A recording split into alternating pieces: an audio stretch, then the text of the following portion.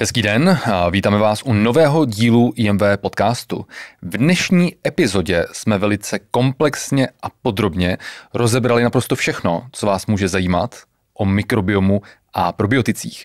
My jsme v dnešní epizodě přivítali experta Martina Harantu, MSc, který se dlouhodobě věnuje mezinárodnímu výzkumu, publikacím v prestižních vědeckých časopisech a především přenosu poznatků z vědy do praxe v oblasti personalizované a cílené modulace mikrobiomu. A hned na úvod bychom také samozřejmě chtěli poděkovat našemu exkluzivnímu partnerovi společnosti Mixit za podporu našeho podcastu a vědecky podložených informací. A pokud i vy chcete podpořit náš podcast, tak jděte na web mixit.cz a nakupte tam s naším slovým kódem IMV. To bylo na úvod vše a užijte si dnešní epizodu. Jdeme na to. Hezký den, sledujete podcast Institutu moderní výživy s Lukášem a Smílou. Ahoj všem.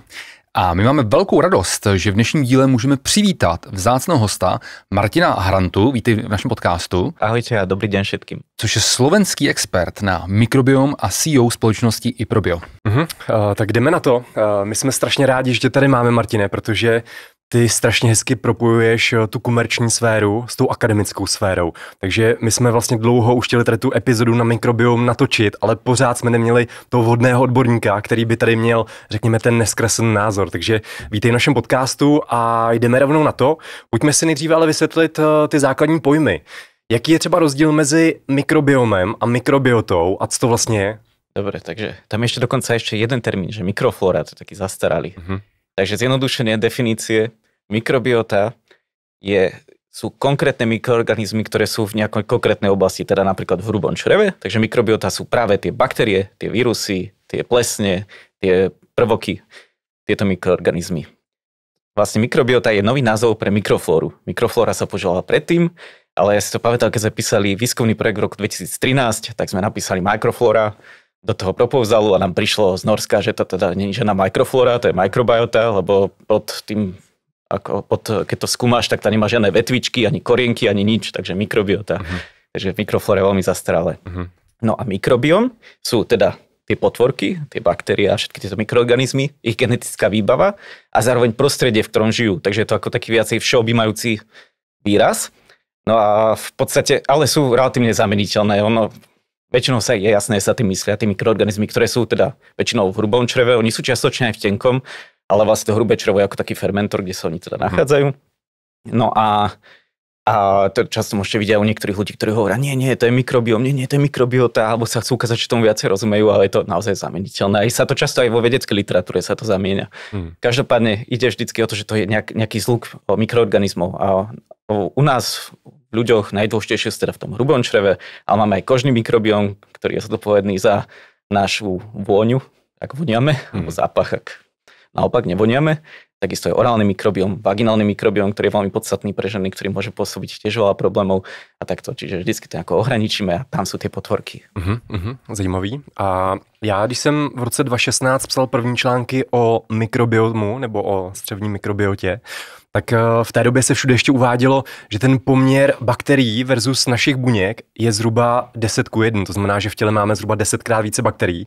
Nicméně už někdy kolem toho roku 2016-2015 začaly vycházet studie, že ten poměr je spíše vyrovnaný, že to je 1:1:3 a podobně. Takže jak to je vlastně? Pořád platí, že to je plus minus vyrovnaný? No tak teraz sa uvádza, že 1:1. Ja ináč tieto štúdie, ktoré vždycky sa snažia takéto veci odhadnúť, či už je to toto, alebo že 80% imunity je v črevách, alebo podobné čísla. To sú naozaj, keď sa to pozrie metodicky, to sú fakt také odhady. Ja to chápem, že sa to chce nejako demonštrovať, ale potom tam vyjdú niekedy aj takéto nezmysly, že typu, že 10:1. Keď oni vtedy nevedeli dobre spočítať, čo znamená, že oni zobrali z nejakej časti čreva, nejakú vzorku a na základe toho to extrapolovali, ale to nie je akože úplne ideálny prístup. Ale v súčasnosti sa hovorí, že 1:1. A tam je taký príklad, že keď ja som začal v tej oblasti robiť, sa hovorilo, že hrubé črevo, keď sa rozprestie, že je veľké ako, tuším, tenisové ihrisko, tenisový klub. Potom teraz už je to dvojizbový byt a stále sa to zmenšuje. Hej, ono to je to, že keď ja prídem a začnem práve hádzať tieto čísla, lebo marketingovo je to super. 90% serotonínu sa robí v črevách. No. A čo, však ho neprechádza do mozgu, tak nech sa tam robí. Hej. A potom hovoria, no jasne, potom budete mať dobrú náladu, lebo sa robí v črevách. Ale to s tým nemá ani spoločné. Hej. Takže to sú väčšinou marketingové veci, ktoré sú vytiahnuté z nejakej štúdie a tie iné štúdie ho ešte aj často kopírujú, len kvôli tomu, že to vyzerá dobre, lebo aj v tej vede, keď sa publikuje sa tie, no, to nie je úplne taký marketing, ale je to také, že sa to proste používa, lebo to vyzerá dobre pre všetkých. Je to nějaký zjednodušení a často i zkreslení. Áno. A našim střevům se právě v rámci toho marketingu často říká, že to je náš vlastně druhý mozek. Proč se to říká? No, ja osobne toto strašne neznašam, hej. Lebo ten gut-brain axis, alebo črevo mozog, veľa sa o nej hovorí, moc sa o nej nevie, ako už máme nejaké dáta, ale v podstate ide o to, že ako ja mám hlavne to hrubé črevo, tak ono je ako keby opletené tými nervami. Veľmi, veľmi husto, vlastne aj tenké črevo. Oni tie nervy sú tam primárne preto, aby sa potrava hýbala. Ono to musí byť inervované, pretože to je vlastne pomerne zložitý proces, sa tam vylučuje veľa enzymov a rôznych vlastne takých chemických komponentov na to, aby to trávenie prebiehalo. Čiže je to veľmi, veľmi, veľmi husto inervované. No a je pravda, že tie nervy sú spojené aj s mozgom. A úplne tých ciest je veľa, niektoré sú veľmi zložité, sú to cez endokrinné žľazy, teda tie žľazy, ktoré tvoria niektoré hormóny. Ale taký najjednoduchšie vysvetliteľný aj pre ľudí je, že vlastne tuto z mozgu vychádza nerv, blúdivý nerv, teda nervus vagus, a on ide vlastne takto dole cez telo a on úplne takto oplieta celé hrubé črevo. No a ono to funguje ako taká dvojsmerná diaľnica. Takže z mozgu chodia informácie do hrubého čreva, to si najlepšie môžete predstaviť, ako keď ste nervózni, tak vás preženie. A to je proste ten mechanizmus. A naopak, črevo komunikuje s mozgom rôznymi spôsobmi a teraz sú už preukázané, že to, čo sa deje v čreve, ovplyvňuje jednak náladu, to je pravda, nie cez ten serotonín, ale inak. Hej. Náladu je to jeden z hlavných spúšťačov depresí, úzkosti, rôznych psychických chorôb a teraz sa skúmajú aj neurodegeneratívne choroby, typicky Parkinson, Alzheimer. Takže je tam evidentný vzťah. Otázka je, že čo s tým? To už je úplne niekde inde. My sme ten vzťah dokázali veľmi dobre, výskumne, ale to sú animálne modely. Aby si to človek vedel úplne zjednodušene predstaviť, ja zoberiem bezmikrobnú myš, to je myš, ktorá sa narodí do sterilného prostredia, ty mu napríklad naočkuješ tej myši mikrobióm človeka s depresiou, tá myš dostane depresiu. Keď jedáš mikrobióm človeka z poruchou autistického spektra, tá myš sa stane autistom. Čiže my vidíme, že tam je evidentný vzťah. Otázka je, že vedieť vzťah a niečo s tým urobiť sú dve veľmi odlišné veci, ale vieme ten vzťah. Dokonca sa aj potvrdilo na jednom animálnom modeli, že ten mozog sa vie opýtať čriev, že aké tam máš asi baktérie a oni mu povedia, vieš čo, asi takéto. To je práve cez ten nervový systém, ktorý neovládame, teda ten sympatický a parasympatický. No a takže toto tam všetko prebieha, preto sa to hovorí, že je to druhý mozog, ale už potom sa často hovorí, že zoberiem také probiotikum a teraz sa toto stane, tam ešte nie sme. Hej. Ako sú niektoré, ktoré sa vyslovene javia, že by mohli niečo robiť s mozgom, ale tie dáta sú veľmi slabé. A takže tam treba ešte počkať. Ale kde vyzerá ako taká veľká nádej je, že sa skúšajú niektoré baktérie pri farmakoliečbe. Napríklad pri farmakoliečbe depresí, že je veľa ľudí, ktorí je farmakorezistentných. Znamená, dáš mu lieky, nič sa nestane. Ale ak mu dáš s niektorými tými baktériami, tak odrazu to zabera. Tak toto sa teraz pomerne veľa skúma. Čiže je to všetko ešte také v zárodkoch, ale to sa tak dobre hovorí, nie, že druhý mozog to ľudia to majú radi a všetci o tom rozprávajú a neviem čo. Každopádne sme ešte dosť ďaleko nejakého použitia, ale možno o 10 rokov to bude. A keď som sa takto rozprával s jedným z najlepších odborníkov v Európe, z Írska, tak ten vral, že už ako oni už aj v Labaku už majú aj celkom dobré výsledky, to ešte nepublikovali. V Corku v Írsku je APC inštitút, to je úplná svetová špička, oni sú super. Z hlediska léčby nějakých onemocnění pomocí bakteriálních kmenů. Tak to myslel, že mají dobré výsledky tady v tom smyslu. Tak. A oni akože, to je tak, že je to in vitro, in vivo a on tam sa začína klinika. Ja, ty ako vlastne ideš cez tie fázy, tak oni sú desi na začiatku a oni vidia, že tam niečo je. On to je trošku, no to je niekoľko rokov proste ten proces, ani len tak. Ale ako tie výsledky sú nádejné, nazvime to tak, hej, to je asi najlepšie, ako to povedať. Co všechno mikrobiom ještě ovlivňuje? Ty už tady některé ty věci zmínil. No, práve teraz sa ukazuje, keďže ako ten výskum mikrobiomu vyzeral asi tak, hej, že v nejakých 80-90 rokoch sa kultivovalo niečo na miskách, niečo sa robilo, však strašne málo, zo pár ľudí. Vlastne u nás spoločník vo firme bol jeden z nich, takže úplný priekopník vlastne v podstate európskeho formátu alebo svetového, alebo ako to nazvať. No a teraz vlastne od toho roku 2000, kedy nastal ten boom, keď sa osekvenovala DNA, čo bol ten ako milestone na to, aby sme to mohli robiť, tak sme zistili, že mikrobióm je jasné, že ovplyvňuje trávenie, to je asi logické, keďže je v črevách, ale ovplyvňuje kvalitu kože, ovplyvňuje kvalitu pečene, teda játra, ledviny, v podstate dokonca aj klby. Ako sa dokážu klby vyživovať, tak to je mediované proste niektorými baktériami. Takže v podstate hociaký systém, ktorý ja zoberiem z tela, je nejakým spôsobom ovplyvňovaný mikrobiomom. Niektoré sú viacej, niektoré sú menej. Ale že tam je často to, že my nevieme presne, čo ovplyvňuje, že či ten mikrobióm do akej miery ovplyvňuje tie orgány poškodené, do akej miery ovplyvňuje mikrobióm. Toto sú úplne ešte nejasné veci, ale tie vzťahy sú jasne preukázané. A najčastejšie sa to spája práve so vznikom tých typických chronických ochorení, ktoré väčšinou ľudia dostávajú ako keby vekom.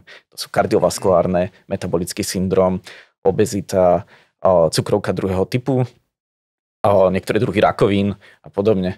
A tam už je aj presne popísaný mechanizmus. Ako sa to deje, prečo sa to deje a s týmto už sa dá aj celkom rozumne dá aj manipulovať.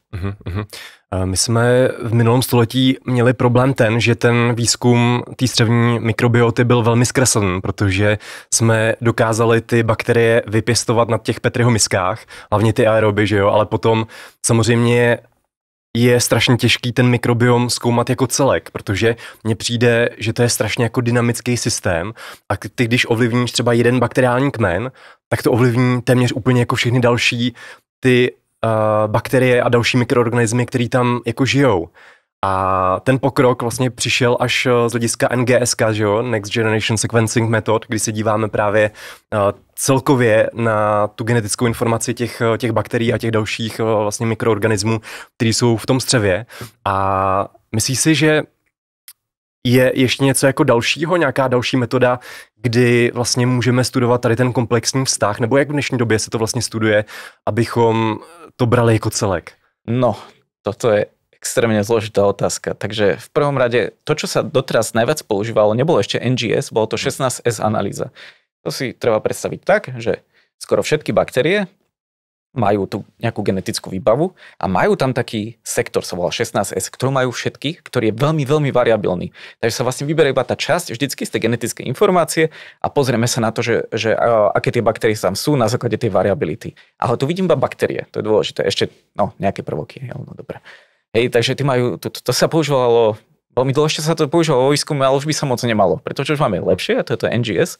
No, že to ja prídem a z toho mám genetickú informáciu všetkých vírov, všetkých plesní, všetkých baktérií a to potom spracovať tie dáta na základe bioinformatiky je obrovská výzva a tuto my narážame. A my sme teraz na prelome veľkého takého boomu, on príde, behom 2-3 rokov, lebo doteraz sme nevedeli moc dobre analyzovať. My sme ich vedeli analyzovať, ale umelá inteligencia nám to pomôže proste zanalizovať fakt, že na poriadok. Hej, takže vlastne my, ako bol vtedy v tom roku 2001, keď sa osekvenoval prvá DNA, bol ten obrovský kvalitatívny skok, tak my sme teraz ako keby na takom rozhraní, kedy príde ten ďalší kvalitatívny skok.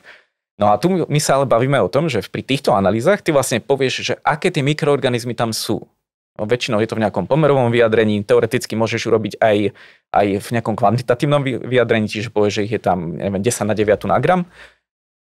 No a toto ale iba hovorí, že tie baktérie tam sú. A k tomu ale je dôležité ešte iná typ analytiky a to je tzv. Metabolom, to znamená, čo tie baktérie robia. Bo v konečnom dôsledku, no dobre, tie baktérie tam sú, ale ak nerobia to, čo majú, tak nech tam sú, však nech tam koľko chce, to je úplne jedno, hej. No a toto je napríklad, čo aj my, ako vo firme dosť veľa riešime, že práve ako robiť efektívne tú metabolomiku, teda zistiť, čo tam baktérie robia. Lebo v súčasnosti na to potrebuješ hmotnostnú spektrometriu s chromatografiou a no dobre, v laboratóriu v pohode, môžeš, máš metodiky, máš na to reagenty, máš na to všetko, je to extrémne drahé. No a my sa snažíme s takými chemikmi z Komenskej univerzity urobiť asi takto veľký prístroj, ktorý by to vedel pomerne presne zmerať, ako asi za 20 centov. A to je na čom pomerne intenzívne teraz pracujeme, alebo my potrebujeme vlastne vidieť aj ten výstup toho mikrobiomu. A nehovorím, že akože nevedieť len, aká je tá kompozícia, teda z čoho sú, aké baktérie tam sú, to je tiež dôležité. Ale my sa musíme vždycky aj si uvedomiť, že čo sú naše ako keby technické možnosti. A toto je to, čo teraz môžeme. My sami vo firme používame túto 16S analýzu, to je úplne komerčne dostupné. Otázka je, že do akej miery je to užitočné, ako pre koho, lebo sa napríklad tie analýzy predávajú samostatne. To s tým výstupom vlastne pre človeka mu to v podstate nič nepovie, lebo to proste nerozumie dostatočne. Hej, takže to je také, že my to využívame väčšinou na to, že sa buď potom nejakým spôsobom personalizácie, dokonca teraz pracujeme na personalizácii stravy na základe toho a pre zdravých ľudí, hej, kde vlastne umelá inteligencia ti vie aj povedať, že dobre, chýbajú ti takéto baktérie, tak jedz brokolicu, ale máš veľa fusobaktérií, tak nejedz maslo. Hej, že takýmto spôsobom to robí. Čiže tá analytika sa vyvíja, toto je veľmi technické, veľmi zložité. Každopádne, kebyže chceš si pozerať literatúru vedeckú a chceš vedieť, že to je kvalitná štúdia, tak bola používaná NGS, nie 16S, to si treba dávať veľký pozor. Jasně. Ty už jsi to tady částečně zmínil, ten vztah mezi mikrobiomem nebo mikrobiotou a některými chronickými onemocněními, ale mně se zdá, že vždycky, když právě čtu ty studie, které dokázaly právě tu korelaci, tak ta kauzalita se strašně těžko dokazuje. Jak tohle jako překlenout, protože často čteš nějakou studii, že vlastně tady u lidí s autistickým spektrem je tady ten mikrobiom, jsou tam tady ty specifické kmeny v tom určitém poměru, ale co bylo dřív, slepice nebo vejce? Tak, no toto je jasné. Toto je vždycky ten problém, že ty nevieš. Hej? Ale čo sa týka toho, že ako to funguje, alebo aký tam ten mechanizmus, tak ten je extrémne dobre popísaný. To popísal profesor Kani z Belgicka. V roku 2009, on robil vtedy na animálnych modeloch, potom to testovali na ľuďoch. Ty v podstate, ak máš porušený mikrobióm, to sa volá dysbióza, tebe sa vlastne porúša, ako keby sa ti robí viacej priepustné črevo, ale čo sa prepúšťajú lipopolysacharidy a oni tvoria zápalový faktor. No a to si treba predstaviť tak, že ja mám v sebe nejaký zápal, ktorý neprídem ako ku lekárovi, že CRPA mi to nejako vyhodnotí, ten zápal je veľmi ťažko merateľný a on v podstate ani nič až také nerobí. No, ja mám rok, 2, tak nič, ale po 10, po 15 rokov napadne orgán, ktorý je nejakým spôsobom oslabený, alebo má nejakú genetickú predispozíciu, napríklad, ja neviem, na tukovatenie pečenie, teda játra, pre tých, ktorí nepoznajú až tak slovenčinu, to je také rozdielne slovo veľmi. Alebo teda napadajú cievy, alebo podobne. A to je práve to, že to črevo prepúšťa tie lipopolysacharidy, ktoré sú práve produkované baktériami, ktoré by v ideálnom prípade tam ani nemali byť. Hej. A takže tento mechanizmus, akým sa to robí, ten chronický zápal, ten je popísaný. No ale teraz, že áno, že či tá choroba, napríklad pri poruche autistického spektra je to pekné, tam lebo tie deti jedia 4-5 jedál dookola niektoré, to čo majú tie poruchy, no tak áno, tí budú mať poškodený mikrobióm už len preto. Otázka je, že či bol plod nepoškodený, alebo nie, tak to ja neviem. Každopádne napríklad tam je kauzalita, že čím je väčšia dysbióza, tak tým sú aj ťažšie tie príznaky, že a naopak, čím sú ťažšie príznaky, tým je ťažšia dysbióza. Čiže tie vzťahy tam sú, naozaj, či to bolo tá sliepka vo vajce, to stále nevieme, ale čo vieme, že keď robíme nejakú intervenciu do mikrobiomu, tak pri niektorých ochoreniach sa dajú očakávať zlepšenia. A to je asi to kľúčové, lebo v končnom dôsledku človek môže filozofovať, či ten mikrobióm má mať XYZ nejakých baktérií, alebo ABC. Dôležité je, že keď urobím nejakú zmenu, či dochádza k nejakému klinickému efektu. Já, co by nás zajímalo, a určitě věřím, že i naše diváky a divačky, jaký je vztah mezi obezitou a našimi střevními bakteriemi. V několika studiích jsme mohli vidět, že vědci zjistili, že u lidí s obezitou jsou některý specifický, nebo jsou tam prostě změněný ty poměry u těch některých bakteriálních kmenů, jako je například Firmicutes, Bacteroidetes. Je to diverzní kauzalita, anebo naše bakterie ovlivňují tu energetickou bilanci, která pak k té obezitě může vést? Tak to je presne to si spojené nádoby. A toto je jeden úplne taký ten prvý faktor je, že mikrobióm je zodpovedný za energetickú výťažnosť potravy do značnej miery. Takže vlastne nejaký človek zje niečo, čo má 100 kalórií, ale vyťaží z toho iba 80 a iný z toho vyťaží 120. A nemusia to byť až takéto veľké rozdiely, ale pre nejakú demonstráciu. Hej? No a práve ten mikrobióm je za to zodpovedný, pretože ja prídem a ako sa štiepia tie živiny, tak niektoré sa nemusia vôbec rozštiepiť a človek ich proste vylúči. A u niektorých ľudí to práve týmto spôsobom ten mikrobióm je prispôsobený, aby spotreboval čo najviac tej potravy. A toto je práve pri tých obezných ľuďoch, to je normálne unblock, že oni to presne toto majú. Oni majú tú vysokú výťažnosť potravy a preto asi majú aj potom problém trochu chudnúť, hej? Keď jedia aj to jedlo a fakt je to veľmi ťažké. No a či sa to deje, čo sa prvé rozhodilo, tak to je veľmi ťažko povedať. Ale ja som sa osobne teda stretol s prípadom, kedy to bol človek, ktorý bol po trojkombinácii antibiotík a potom začal mať strašné problémy s pribraním, alebo úplne problém, zase naopak, že je úplne chudý, že nevie pribrať. Hej, to by extrémy. A to bolo po tej trojkombinácii antibiotík, tak tam sa dáva urobiť veľmi logický ústok, že to bude s tým mikrobiomom, pretože tie antibiotika, to je ako keby ste do toho atómovú bombu hodili, hej, že to proste úplne zničí ten mikrobióm. A keď sa obnovuje, tak sa obnoví nejakým spôsobom zle, či už z takého alebo onakého dôvodu, to už asi jedno. No a tak môže toto spôsobiť, áno, či už tie priberanie, alebo naopak teda to chudnutie. Paradoxne, však už niekoľko rokov, ako normálne fungujeme, my skôr riešime ľudí, ktorí sú chorobne chudí, čo nevedia pribrať. Že nie naopak, tých, ktorí sú pribratí. No a teraz čo sa týka tej obezity, však je to normálne chronické ochorenie, tak tam je veľmi dôležitý ten zápalový faktor. Ale väčšinou sa tam zohľadňuje zápalový faktor, ktorý je z tuku. No, ale naozaj ten zápalový faktor vzniká aj v mikrobiome, čiže nejakým spôsobom aspoň čiastočne sa snaží ovplyvniť mikrobióm alebo ho fixnúť, tak aspoň ako keby stratím to jedno ložisko toho zápalu a to telo nie je až tak namáhané, hej, ako z tej logiky veci.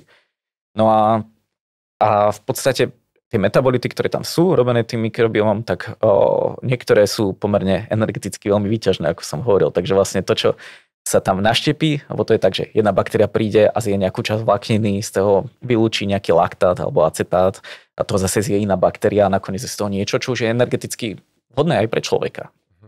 A takto má nejakú tú rolu. Veľa ľudí sa snaží aj urobiť na to nejaké výživové doplnky. Ja som voči tomuto extrémne skeptický, nazvime to, ja to nemám moc rád, lebo ja si myslím, že to viete oveľa lepšie ako ja, ale v podstate, že ak človek chce schudnúť, tak preto musí niečo spraviť, že to neexistujú takéto nejaké skratky a ja to považujem za morálny hazard, takéto veci. Ale sú napríklad niektoré probiotika, inak kamarátka vo Francúzsku na tom pracovali a oni v podstate simulujú alebo vytvárajú molekuly, ktoré sú podobné leptinu a grelinu, takže v podstate ako keby zvyšujú tú sytosť toho človeka, čiže nezje také objemy. Ale aj na tých klinických štúdiách to sú proste 1%, hej, alebo za 1 mesiac, 2 straty váhy, takže to je podľa mňa pomaly štatistická odchýlka. Takže aby ľudia na to nenaleteli, že vyživové doplnky na chudnutie ako nič moc. Hej, ako. Jasně, to je důležité tady zmínit hned na úvod.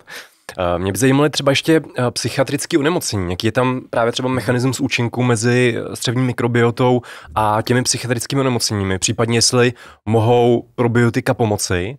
A teď vlastně ještě mě, když tady se o tom bavíme, napadla jedna zajímavá studie, vlastně myslím, že to je z letošního roku, kdy zjistili u Alzheimerovy choroby nějakou asociaci mezi bakteriemi, které máme normálně i jako součást orálního mikrobiomu v ústech, tak našli vlastně i v mozku tady ty bakterie a zároveň to bylo u těch pacientů, co měli Alzheimera, takže jestli třeba je tam i nějaká kauzalita nebo zase je to korelace a případně co o tom myslíš? Dobre, takže ak ideme na všetko toho Alzheimera, takže ja som kedysi čítal štúdiu, že na to, aby sme vyriešili Alzheimera, musíme investovať 50 miliard eur. To znamená, že my o tom nič nevieme dohromady. Hej, že to sú väčšinou, že prídem, tie štúdie sú zaujímavé. Ja viem, že sa našiel mozgu aj butyrát, teda to je jeden z tých hlavných metabolitov, nazvime to baktérií, ktorý potrebujeme. Otázka je, že do akej miery je tam nejaký vzťah. Oni tam sa nájdú nejaké kauzality, ale či to niečo naozaj robí, to fakt nevieme. Takže to je také, že to je niečo akože pre zaujímavosť, alebo to je vyslovene ešte úplne základný výskum. Úplne najzákladnejší, aký existuje, že sa iba hľadajú nejaké základné vzťahy. Čiže ťažko povedať, ako. A kto vie, že čo vlastne neviem ani čo Alzheimer, čo to alebo čo spôsobuje to ochorenie, netušíme, ako to liečiť, sú tam akurát nejaké inhibitory na spomalenie, ale to je tak všetko. No a čo sa týka ako tých duševných ochorení, tak tam je dobrý príklad je napríklad na depresii, lebo depresia má niekoľko, nazvime to takých spôsobov, ako sa spúšťa a jeden z nich je zápalový. No sa to nezdá, ale väčšina ľudí má zápalový proces, ktorý spustí depresiu. No nie je úplne také, že na prvú, lebo človek si povie, že to je skôr z toho, čo sa mi deje okolo mňa tak, ale nie, práve veľa ľudí má túto depresiu, teda zápalovú. A tam je vždycky úvaha ako aj pri iných zápalových ochoreniach, že dobre, že je veľmi pravdepodobné, že ten mikrobióm tvorí nejaký zápal, pretože je porušený, lebo zle jeme, sme nervózni, máme zlú psychiku, je rôzny typ veľa tých faktorov. A že keď sa odľahčí toto ako keby ložisko, tak sa aj zníži ten náklad, ako keby, zápalu, ten telo dokáže lepšie kompenzovať a samozrejme ešte môžu ísť aj nejaké priamo metabolity, ktoré na to účinkujú, ale toto je akože nejaká elementárna logika, ktorá je za tým. No dostať sa od elementárnej logiky k intervencii je pomerne ďaleko, hej, ale akože že takto nejako si to predstavujeme. A čo sme sa rozprávali napríklad s prednostom psychiatrie v Košiciach, tak on vidí, že veľa ľudí teda je farmakorezistentný, že majú depresiu, dajú im antidepresíva a v podstate nič sa nestalo, tak oni ma snažia sa upravovať stravu, hej, akože aby bola zdravšia, aby aspoň takto spôsobom si pomohli a to je zase, tá strava funguje tiež cez ten mikrobióm, hej, to je všetko spojené nádoby spolu. Takže týmto spôsobom na úzkosti tam už sú dáta, ktoré sú relatívne, nazvime to sľubnejšie, že to vyzerá aj, že to možno aj niečo bude. Však ja chodím po tých ľuďoch, čo to skúmajú, na to sú také veľtrhy, ale najčastejšie, keď človek príde, že chce niečo na gut brain, tak ukážu nejakú takú, že máme štúdiu a že lepší pattern recognition. Ja sa pozriem na to človeka, že lepšie akože čo?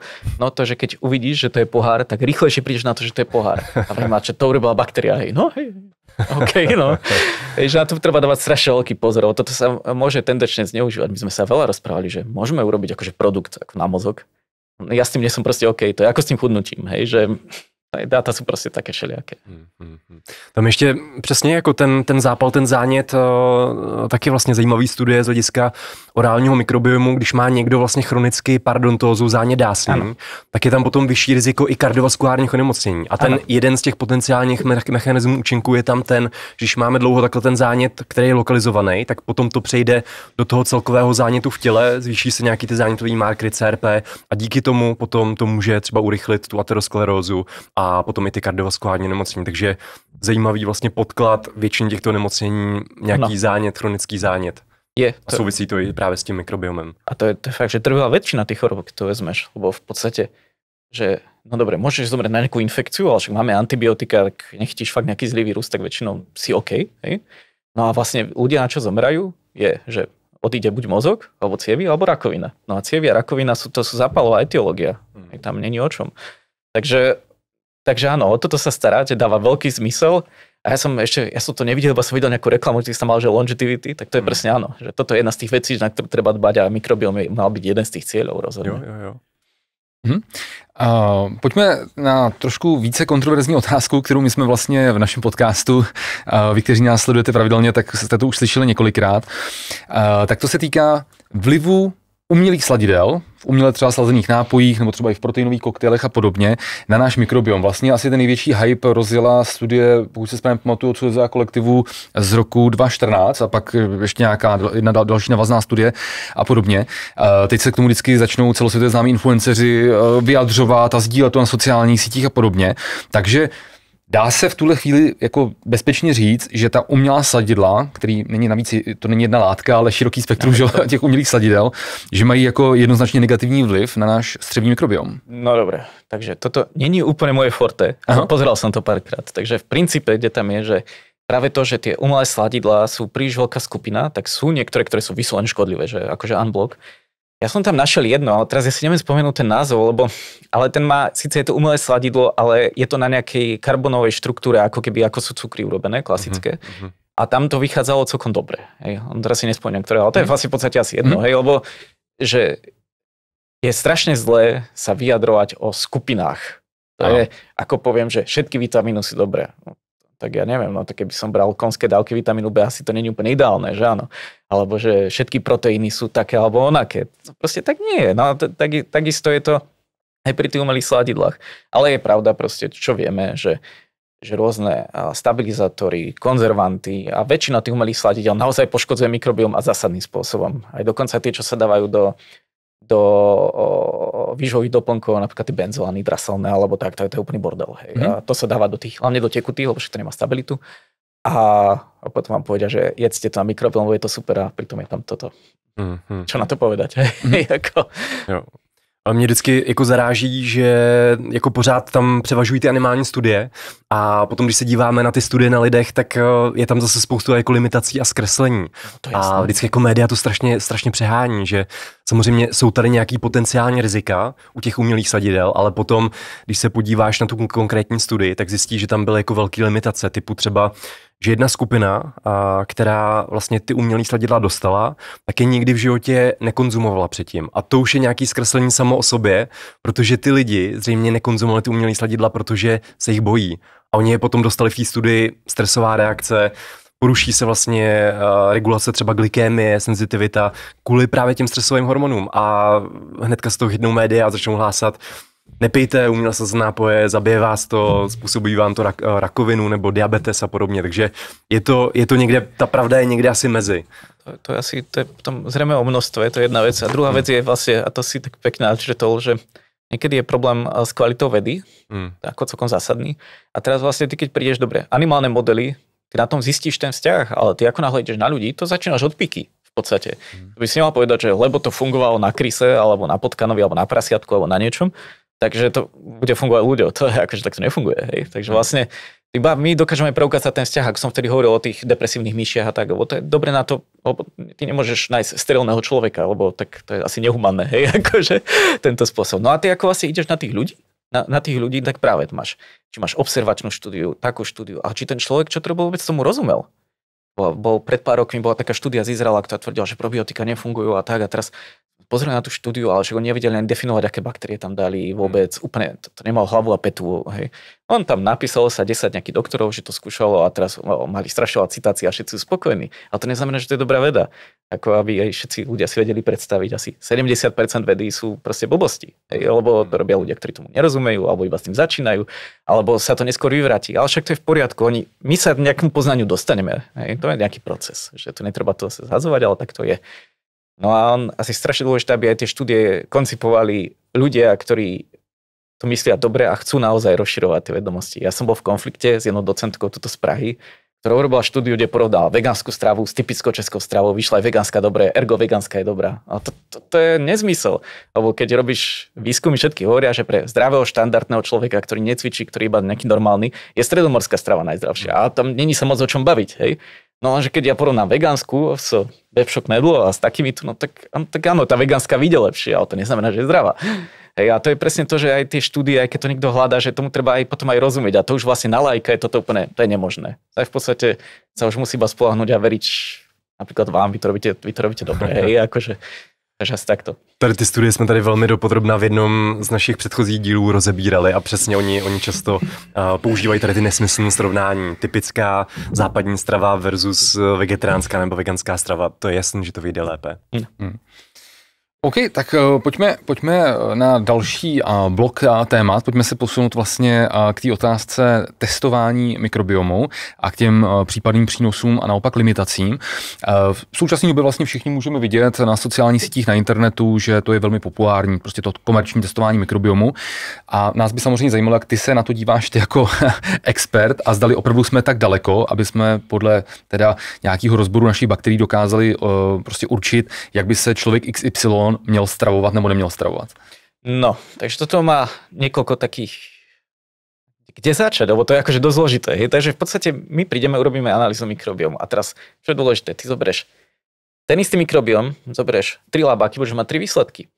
Tam je problém v tom, že oni síce možno, dajme tomu, že majú rovnakú metodiku toho, ako sa spracovala vzorka a všetko. Tam ide o to, ako sa ty dáta spracovávajú.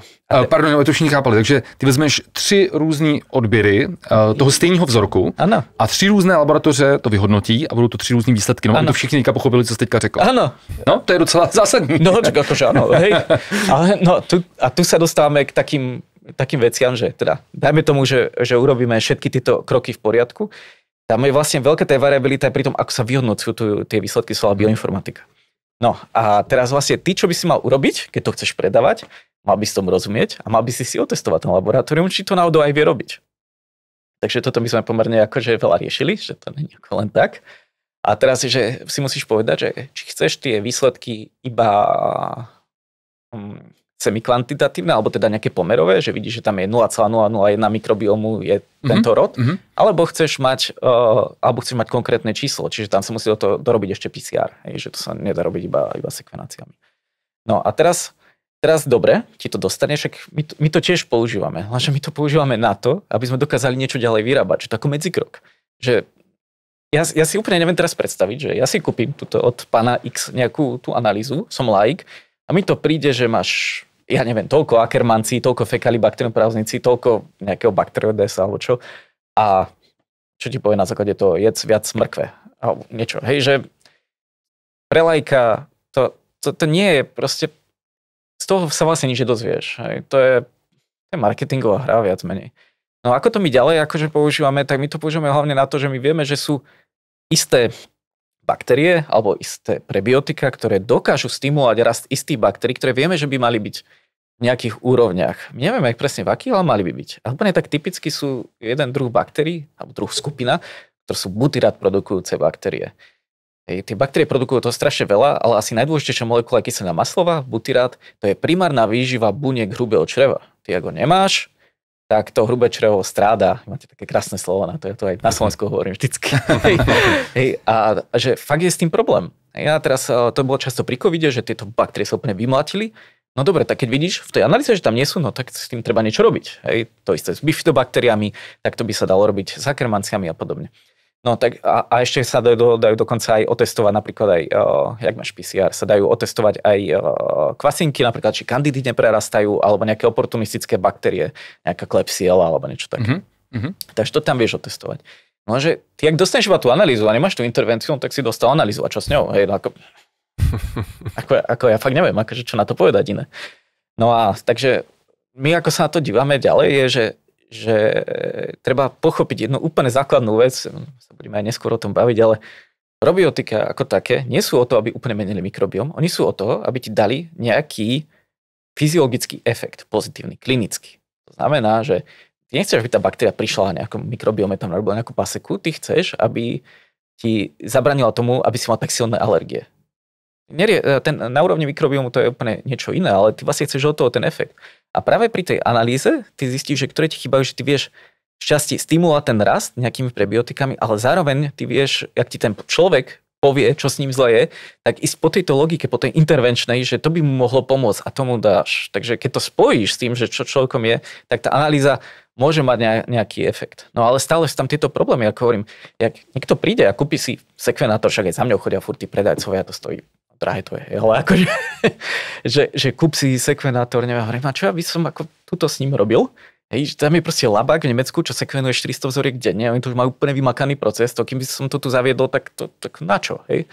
No a vlastne ako keď ti ukážu to sa volá raw data, že ako to vlastne, čo z toho majú, a ak je to všetko v poriadku, tak môže byť. Teraz čo sme riešili práve s tými hľadianmi, čo riešime to stravovanie, to je na základe tiež rozbru mikrobiomu, tak tam sme testovali 8 labakov. A 14 mi bolo OK. 7 to bolo zlé proste. A to v 7 to bylo zlé, ty výsledky. Akože, ako všetko, keď začína, je to pole neorané. Hej? Že ty nemáš reguláciu, hej, probiotika napríklad ako také, no tak to nie je ani regulácia. Tuším, u vás v Čechách sa dokonca ani za to neplatí, keď dávaš na trh nejaký výživový doplnok. Hej, u nás sa dáva 15 eur. Stačí notifikácia. Hej, že toto je proste problém. Takže pre mňa robiť analýzy bez toho, aby som mal nejakú rozumnú intervenciu, to je výskumná vec. Naozaj ako komerčne, no dobré, tak uvidíš, že máš rozsekaný ten mikrobióm. Akože, a čo teraz?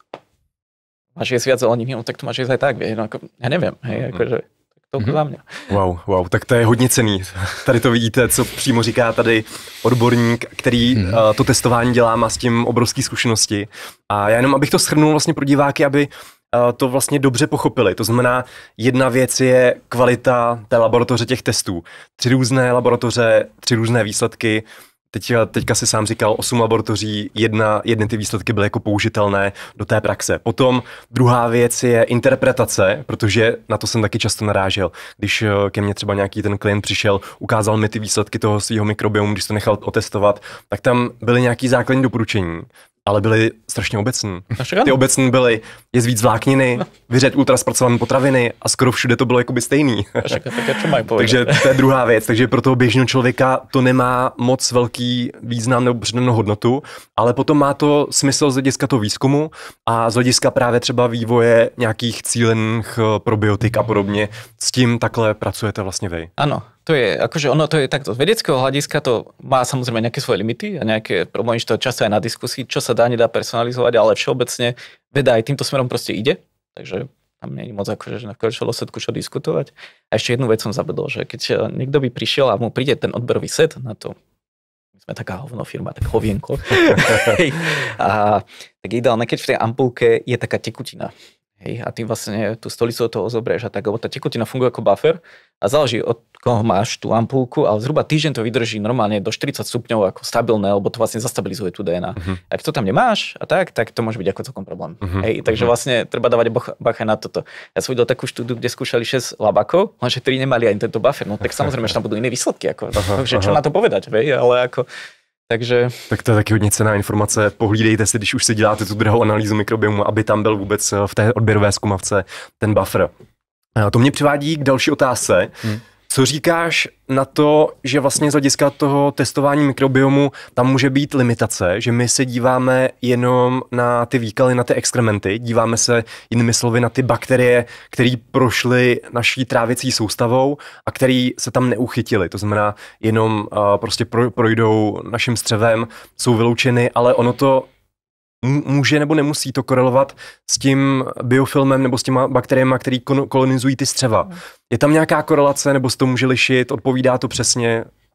Toto je problém, že Ty nemôžeš človeka dať do klietky a dať mu niekoľko kaniel do čreva, aby si odebral vzorky. Takže toto je obmedzenie, hej, lebo ešte stále žijeme v demokracii a takéto veci nerobíme. Hej. Každopádne úplne presný obraz to pochopiteľne nebude. Hej. V tej stolici, aj dokonca keby si bral z iných častí stolice, tam budú rozdiely. Tam je ale dôležité, že ty ideš po nejakej baseline, hej, že tam budú rozdiely, ale nebudú tie rozdiely proste v nejakých 4-5 rádoch alebo niečo také. Takže vlastne tu musíš dojsť k tomu, že toto sú naše obmedzenia, nejaké, nazvime to, vedecké, technické, kvalitatívne, ktoré máme a proste s tým môžeme pracovať. Áno, ten vlastne môj spoločník, doktor Bomba, keď robil tento výskumy, tak naozaj tie prasatá mali kanily v 3 častiach hrubého čreva, v tenkom čreve, tam sa robili odbery, áno, to sa diametrálne samozrejme menilo a veľa, hej, akože to je logické, ako idem z tenkého čreva, tak vlastne tam sú aktívne laktobacily, lebo oni sú aerobné a potom ako idem do hrubého čreva, tam už napríklad laktobacily moc nie sú, lebo tam je anaerobné prostredie, takže ako ono sa to samozrejme mení, no lenže ako to, inú metódu nemáme, takže musíme pracovať s tým, čo je. No a má tedy to testování mikrobiomu nějaký význam z hlediska té cílené terapie různých onemocnění a případně i pro tu přípravu těch personalizovaných probiotik? No, takže toto je ako disclaimer, tak my toto robíme. Takže akože, čo mám na to povedať? No, my tu máme takú veľkú spoluprácu, ono to je v podstate s niekoľkými krajinami zo západu. No ono je to takto, že ako som spomínal, tá analýza má vplyv na to, že mám niekoľko premenných, a hovorím niekoľko, nie je zase až tak veľa, ale mám niekoľko, ktorí vieme, že sa niečo sa dá s nimi robiť. To znamená, že keď dostanem 50 premenných, tak možno so svými niečo reálne akože urobím. A tam mimo tej analýzy, že toto mi povie, lebo naozaj, keď ten človek má vymlatené tie butyra produkujúce baktérie, tak je to problém. A my keďže to robíme ako liek vyrábaný lekárnikom, tak vieme používať aj rôzne kmene, ktoré sú z Japonska, ktoré u nás nie sú úplne bežne k dostaniu a tam fungujú ako lieky od 80 rokov. Lebo to Japonsko je v tejto oblasti desí úplne, že inde. Hej. No a tam je ešte možno kľúčovejšie, ako ten samotná analýza je to, že ten človek povie, čo s ním je. Takže my vlastne pasujeme aj na to, aký je jeho problém. Nie len na tú analýzu, a to je veľký pozor. Tu nikto nechce, teda aspoň my, hej, lebo však sú iné firmy, čo aj ako čo oni robia, hej. A my rozhodne nechceme, že idem nejakým strašným spôsobom opravovať mikrobióm. Ja chcem robiť intervenciu tak, aby ten človek sa mal lepšie. A môžem povedať, že v poslednej dobe máme také výsledky, že aj mňa samého to udivuje, to už je čo povedať teda. Že máš tú úspešnosť 70-75%, že tí ľudia naozaj sa akože majú lepšie a niektoré sú až také, že mi to príde až že či tí ľudia si nevymýšľajú trochu. Hej, ako. Takže takto sa to dá robiť, ale ono je to stále na začiatku. Čiže my to robíme technologicky tak, ako najlepšie vieme. Pracujeme na tých iných analytických metodikách, ako to zlepšovať. A za mňa je to tak, že ak ten človek na to peniaze má, tak z tej skúsenosti naozaj mu to môže pomôcť, keď už iné veci mu pomerne dosť veľa zlyhávali.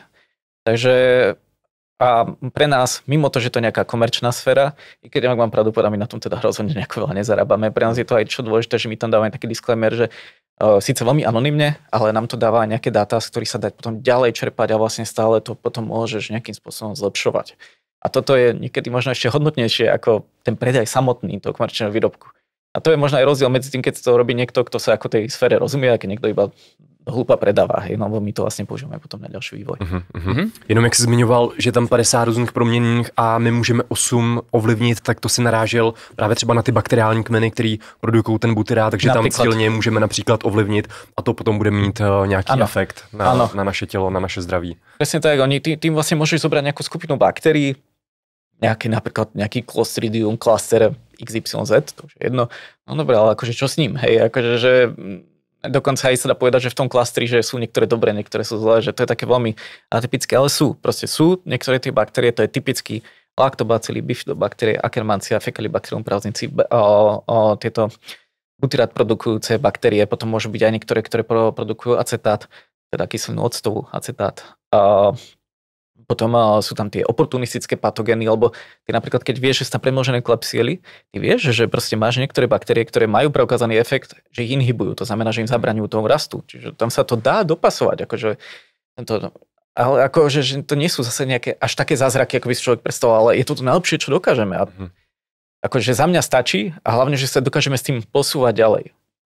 A uvidíme. A najhoršie je, vieš, že tam sa potom niekedy otázka, že aké tam sú štúdie. No tak skús robiť štúdiu na niečo, čo má každý človek je iný, má iné problémy, každý človek má úplne iný mikrobióm a má dávaš mu ešte každé iné zloženie, to sa proste realisticky nedá. Takže ako sme to my urobili, je, že ty, keď bereš vedecký dôkaz, tam je taký GRADE systém. Hej, a teraz ideš, máš 4, 3, 2, 1. No a 1, to sú úplne typické lieky. No my používame ten systém, že zhruba 10 na 2. Čiže ten dôkaz nie je taký silný ako pri liekoch, ale už je dostatočný, že sa to človek necúca z prsta. Hej. Takže tie napríklad tam niektoré baktérie, alebo napríklad fukozilaktóza, to je proste human milk oligosaccharide. To je oligosacharid ľudského mlieka. Je to človek niekedy zvyknutý v angličtine nad tým rozmýšľať. To bude zase hejtu v komentářích, mě to vždycky vyčítají, když tady používám nějaký anglicizmy, nebo... Ale jasně, my čteme ty věci v angličtině, že jo, takže... No. A to akože, to už som sa tohto celkom zbavil, hej, akože predtým to bolo veľa horšie. Jo. No tak tam sú často štúdii 30, 35, in vitro, in vivo, klinické, retrospektívne, záleží.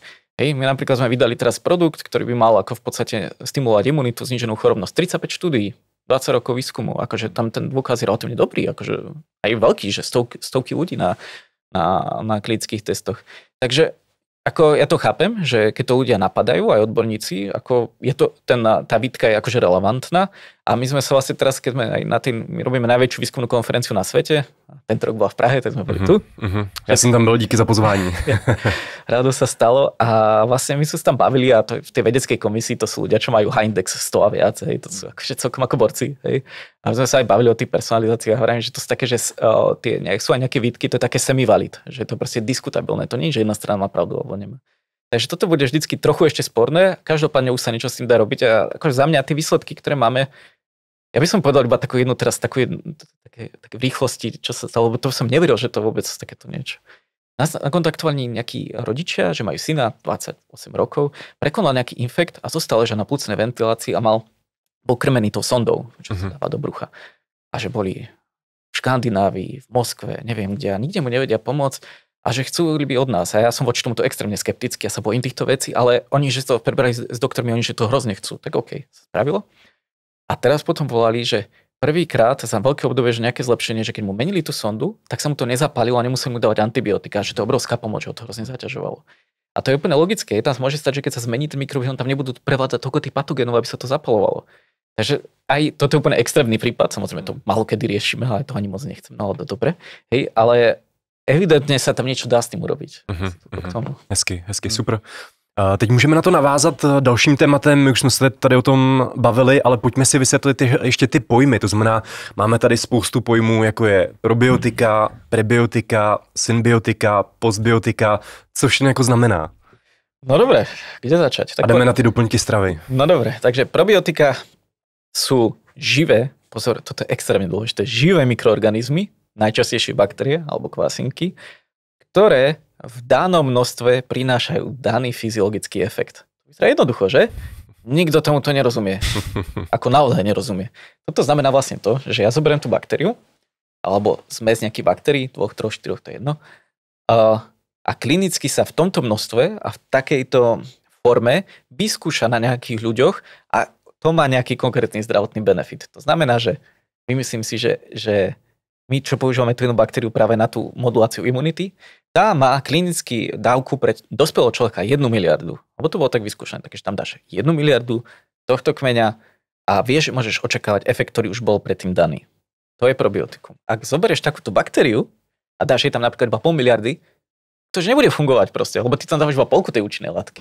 A toto často býva, že vlastne tí doplnkoch sú domiešané tie baktérie bez toho, aby sa otestovali takto, že lebo jedna bola takto otestovaná, druhá takto a teraz to tam úplne v iných množstvách, neboli testované spolu a to z toho vznikne úplne OK, to tak nefunguje. To musia byť baktérie, ktoré boli spolu klinicky otestované v danom množstve.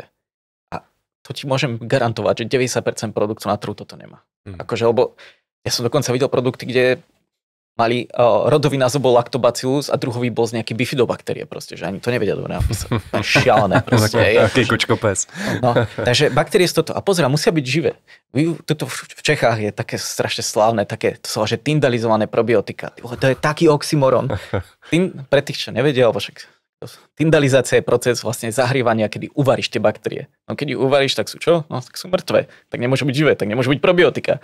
Tak ti predáva niekto niečo, čo má byť z definície živá baktéria, A on vlastne v procese vyrobí usmrtí a hovorí, aké to super stabilné. No tak jasné, že to je stabilné, keď je to mŕtve. Hej, akože ja neviem. Hej, asi toľko k tomu. Hej. Takže to často sa... Jak to poznať? Sú to hlavne ty tekutá probiotika?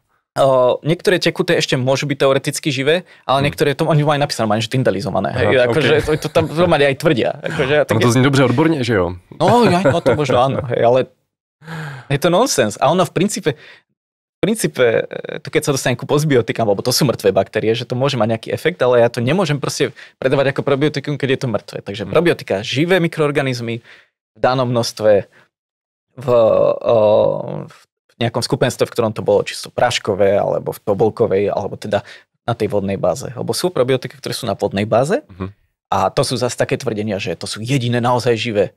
Oni všetky tie probiotika sú živé. Oni aj keď ich máš v tej fľaške tekutej, kebyže sú naozaj živé v nej, tých pár mesiacov, tak tá fľaška vybuchne, ako keď robíš kombuchu, alebo pivo, alebo niečo, však to fermentuje. Takže oni ich vlastne inaktivujú.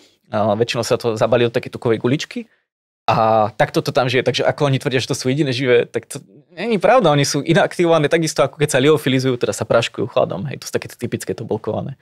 Akurát majú oveľa nižšiu stabilitu, že tam po 4 mesiacoch je v podstate všetko skapina. V podstate 4-5 v tých tekutých.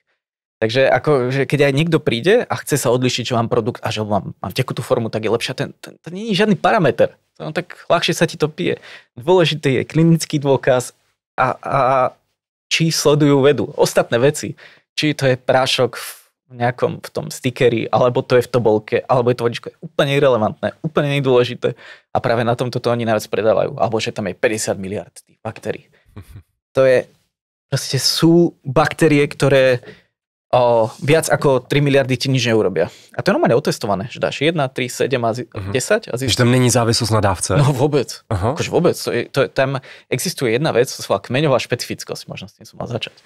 No, kmeňová špecifickosť znamená to, že ty máš baktérie napríklad jedného druhu a povedzme Bifidobacterium breve. Takže rod Bifidobacterium, druh breve a teraz je kmeň. A to je kmeň 1. Kmeň 2, kmeň 3, kmeň 4, kmeň 5, kmeň X. V jednom druhu týchto kmeňov sú tisíce, ktoré sú už odizolované. To je úplne bežné. Každý z tých kmeňov v rámci toho jedného druhu môže mať úplne iné vlastnosti, čo znamená, jeden rieši alergie, jeden rieši znižovanie cholesterolu, jeden rieši traviace problémy. Jeden dokáže prežiť napríklad prechod žalúdkom, že HCL-ka ho nezničí. Jeden dokáže prežiť napríklad iba pankreatické enzymy. Záleží. Ty to musíš proste všetko otestovať. A teraz ty prídeš, kúpiš si produkt, kde je napísané Bifidobacterium breve. A ktorá z tých baktérií tam akože je? Lebo však ich sú, tak vrajme, dajme tomu, že ich je 1000 už odizolovaných, čo aj bude, možno aj viac. No a ty nevieš, že teda v tom prípade vôbec aká tam je. A čo máš teda od toho očakávať? A toto je pomerne zásadný problém. Takže ak by som mal povedať, na prvá vec, ak vidíte produkt, kde je nenapísaný kmeň, tak to ani nekupujte, lebo vlastne nevie, čo tam je. To ani možno aj ten výrobca nevie, čo tam je. Hej, to ako... No áno, akože ja som prišiel na jeden veľtrh, kde mi predávali za 100 eur, máš kilo liofilizatu a hovorím, no aký kmeň? Generic.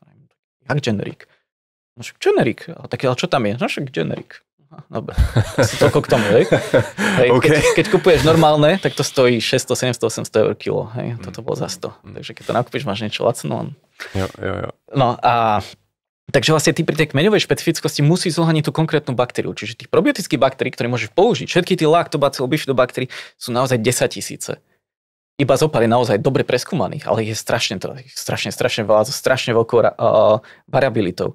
Čiže tam treba na to dávať strašne veľký pozor, musím presne hovoriť strašne, veľmi veľký pozor na to, aby si vedel, že ktorú baktériu na čo chceš. Lebo naozaj môže byť veľmi veľký rozdiel, či je táto baktéria na tie alergie. A dokonca sú niektoré, ktoré sú prozapalové. Že nie sú proti zapale, je to Lactobacillus acidophilus X a proste naopak zvyšuje zápal. Jo. To sa kľudne môže stať. Dokonca kontraindikované kmene. Jeden z najlepších preskúmaných je Lactobacillus rhamnosus GG a ten je kontraindikovaný pri Crohnovej chorobe. Lenže to musíš vedieť. Ten sa dáva skoro všade a tak to nevieš, no, tak máš problém. Jeho efektívna dávka je 10 miliard by mala byť. Málo kto dá 10 miliard, lebo je to drahé. Tak sa to nedáva. Tak to nefunguje potom zase. Že tam je strašne veľa týchto pri tých probiotikách, ale ako keby si mal človek teda vyberať, tak v prvom rade tam musí byť aspoň ten kmeň napísaný. To je akože taká úplne elementárna podmienka. No ale potom vlastne, čo by mal urobiť výrobca, no my to tak robíme teda, že sa urobí proste výskumné PDF-ko, povie sa na základe akého výskumu, na základe akých množstiev to je. A vidíš, ak toto nemáš, tak si musíš každé kmene akože dohľadať, čo je pre teba ako lajka nereálne a v podstate si hodený do takej vody, že no, tak si niečo kúp. Wow, tak to se mi zdá, že v tom je obrovský bordel. No tak to by si neveril. Chalán. To, aby se lidi báli koupit od nějakého výrobce, co tomu nerozumí dostatečně, nějaká probiotika, protože někdy tam ty efekty nemusí být, ale někdy to může být naopak kontraproduktivní. Áno, však práve, toto je ten problém. Jo, OK. Ale to je, kedy vidím, že však ako tie výživáky, ako sú nekontrolované, tak tam som teraz videl, to bola tiež tu nejaká česká firma a že máme nejaký laktokok, neviem čo, a že to je dobré na toto a tu máme 4 štúdie, otvoríš. Ani jedna štúdia sa nemá absolútne nič spoločné. No, to je klasika. Akože nič, vôbec. Dobře, tak to byly ty probiotika. Tak, přesně, pojďme na ty ostatní pojmy. Jdeme na ty ostatní pojmy. Dobre, to už bude kratšie. Prebiotikum. Ty budú jednodušší. Áno, to je substrát, teda krmivo pre dobré baktérie. Jasne. A zase aby to nebolo také jednoduché, definícia hovorí, že prebiotikum je to až vtedy, keď viem, že v konkrétnom množstve, toto vláknin alebo polyfenol, alebo čo to je, v tomto množstve živí takéto baktérie, čo nám dáva taký pozitívny efekt. Tak odrazu zistíš, že z toho, čo sa predáva ako prebiotikum, skoro nič prebiotikum samozrejme nie je, lebo však to nikto nemá taký dôkaz.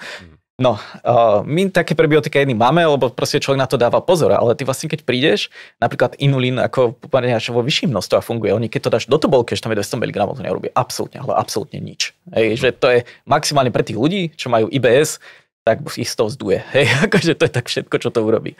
Hej, čiže na to treba dávať veľký pozor. Hej, alebo psyllium je taký veľmi populárne, ale to je v podstate väčšinou to je nerozpustná vláknina. To s mikrobiom nič robí. Hej, akože že to je musí byť rozpustná. To je dobrý tedy zmínit, že ne všechna vláknina funguje ako prebiotikum. Vôbec nie. Hej, to nie.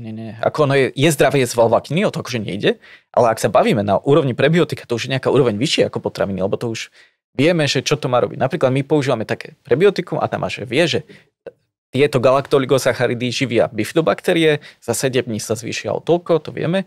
Táto časť druhá, čo je vlastne také kiwi, tá živí Faecalibacterium prausnici, čo je tiež zdravá baktéria. A vieš, že za aké obdobie, čo to urobí.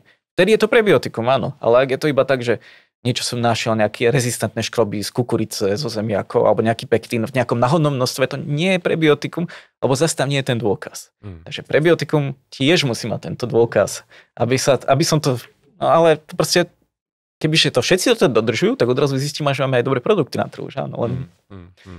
OK, jdeme dále. Symbiotika. Symbiotika je, že keď sú spolu otestované probiotika a prebiotika a majú nejaký synergický efekt, je ich veľmi málo, naozaj. Veľmi málo. Veľa sa to používa ako marketing, ale veľmi málo ich je, akože, ktoré naozaj sú. Takže, jestli to správně chápu, tak ne všechny bakteriální kmeny se snáší s tím konkrétním probiotikem. Musí to být zase otestovaný, aby jsme zjistili nějaký ty synergické účinky na základě studií. Áno, ty môžeš mať aj laktobacily. Niektoré laktobacily jedia čočové kyseliny, niektoré jedia vlákninu, niektoré jedia bielkoviny z mesa. Záleží. Hej, to je proste strašne rozdielne. To je tá kmeňová špecifická variabilita je obrovská. Hej. A postbiotika, poslední termín? No, postbiotika sú... No to sa už 2 roky hádame na konferenciách o definíciu, ale v zásade sú to mŕtve tela baktérií. Takže ty vlastne prídeš, zabiješ baktérie a oni môžu mať ešte imunomodulačné efekty. Hej, to znamená, že oni ešte môžu fungovať, ale musíš to mať na to otestované v tom mŕtvom stave. A toto je, a potom ešte tá druhá definícia, ktorá k tomu pána, že sú to metabolity tí baktérií, čiže čo tie baktérie vylúčujú, niečo zjedia, niečo vylúčia. No a toto sú postbiotika, to je teraz taký začínajúci sektor, ale keďže nemá ani ustálené, čo to vlastne je, tak je v tom neskutočný chaos. Hej, ale v princípe sú to tie mŕtve tela baktérií. OK. Takže když někdo prodává třeba anaeroby, které jsou velmi těžké jako vyrobit v těch podmínkách v laboratoři, protože samozřejmě tam musí být prostředí bez kyslíku, že jo, bez vzduchu, tak když je prodává, tak je to spíše třeba postbiotikum, pokud nemá dodržený ty laboratorní postupy. Áno, to napríklad Akkermansia sa takto predáva po Európe, pasteurizovaná Akkermansia, čiže to je asi na prvú, že ho zabili. Aktívna látka z Akkermansie je v bunkovej stene, čiže to je jedno, či je živá alebo mŕtva v tomto prípade, ale už nemetabolizuje. Hej. Tie živé baktérie ešte majú metabolický efekt, mŕtve už nie. Čiže toto je ten rozdiel. Je tam vyššia stabilita, dá sa s tým lepšie manipulovať, ale to je trochu iná kategória ako tie probiotika, kde ide o tú... Jasne. OK. Pojďme na další otázku. Ty už si to vlastně trošku zmínil, ale asi by bylo fajn to ještě jako říct konkrétně, když se podíváme konkrétně na ty probiotika. Jaký je teda jejich konkrétní mechanismus účinku a jaký mají vlastně reální efekty na náš organismus, který jsou potvrzený vědou? To znamená, začnu užívat nějaký kmen, kde teda vím, nebo tuším, že v nějakém množství by to něco mělo dělat. Jak to vlastně přesně jako funguje? Dobre, takže on má úplne zjednodušene na dvoch úrovniach funguje probiotika. Jedna je, že príde a probiotikom vylúči v rámci svojho metabolizmu nejakú signálnu molekulu. Akože oni to nie sú lieky, ale keby som si to predstavil ako liek, že vylečím nejakú konkrétnu, tak dajme tomu. Hej? Druhý efekt je, že on to niečo naozaj robí s tým mikrobiomom a najčastejšie nejako zmení prostredie na to, aby tam ideálne rastli tie lepšie. Čo znamená, že príde do čreva a zníži pH. V nižšom pH rastú laktobacily, bifidobaktérie, dobré baktérie, vo vyššom pH rastú patogény, zlé baktérie. Takže ak si niekto myslí, že má prekyslené črevo, tak chvála Bohu, má ho dobre.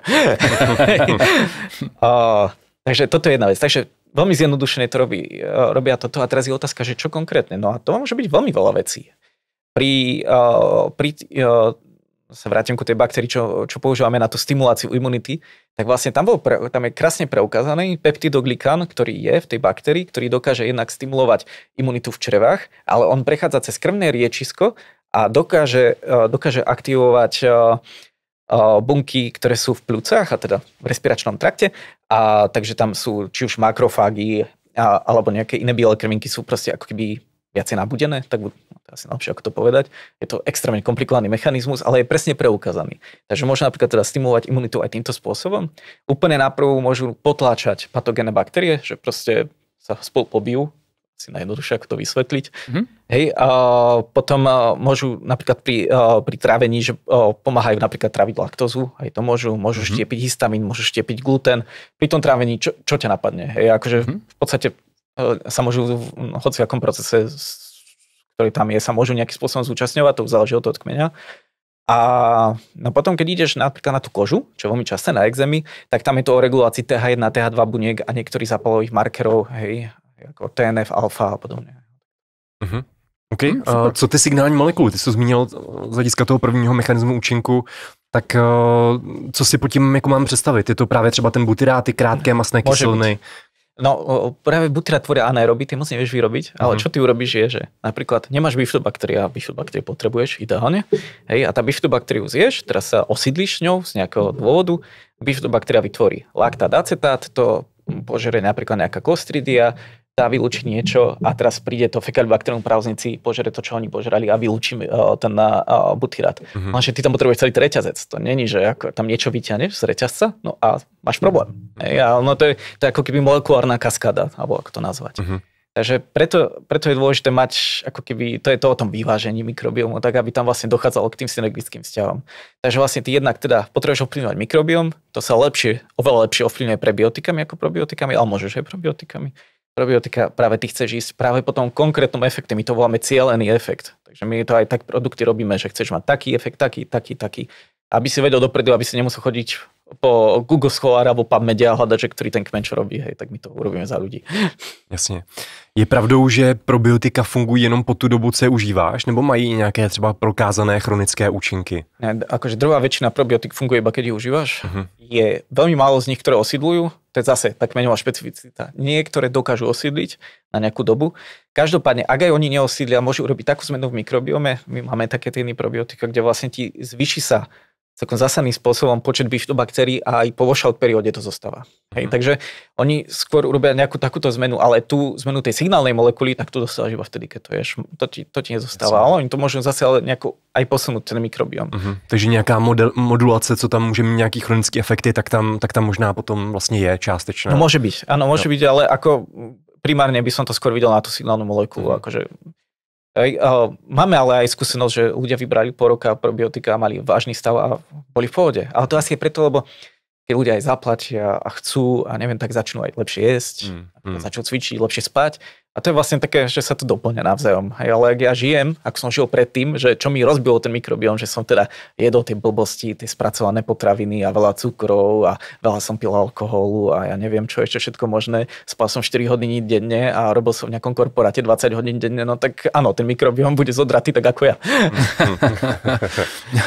Pro koho jsou probiotika vhodná? Má smysl jakoby užívat i třeba úplně preventivně po tom, co jsem třeba měl měl jenom antibiotika týden, tak si hned automaticky koupit probiotika? Áno, je to aj počas toho, ako ich bereš, to určite pri antibiotikách, ale ak si zdravý človek a nič s tebou nie je, tak za mňa probiotika brať netreba. Hej. Na čo? Nič s tebou nie je.